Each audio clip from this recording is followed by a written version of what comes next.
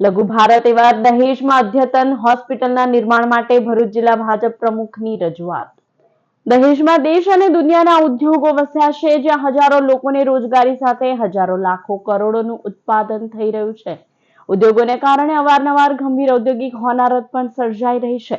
આવા સમયે ઇજાગ્રસ્ત કામદારોને સારવાર અર્થે 50 કિલોમીટર દૂર ભરૂચ કે 100 કિમી દૂર વડોદરા લઈ જવાની નોબત આવે છે, જેમાં તેઓના જીવનું જોખમ વધી જાય છે। અગાઉ દહેજમાં જ અદ્યતન મલ્ટી સ્પેશિયાલિટી હોસ્પિટલના નિર્માણની માંગો અને રજૂઆતો ઉઠી હતી, ત્યારે ભરૂચ જિલ્લા ભાજપ પ્રમુખ પ્રકાશ મોદીએ દહેજમાં અદ્યતન હોસ્પિટલના નિર્માણ માટે ફરી રજૂઆત કરી છે। દહેજમાં વહેલી તકે હોસ્પિટલને મંજૂરી મળી નિર્માણ શરૂ કરાય તે જરૂરી બન્યું છે।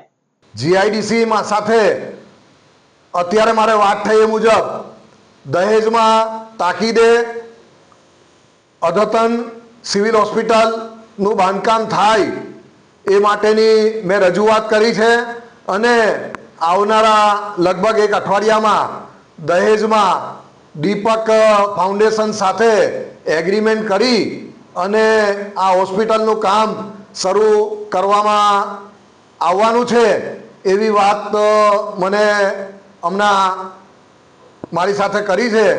એટલે ભરૂચ જિલ્લામાં દહેજ એવો એરિયા છે કે જેમાં સેઝ પણ છે અને એમાં વિશાળ કંપનીઓ આવેલી છે અને કર્મચારીઓને કોઈ પણ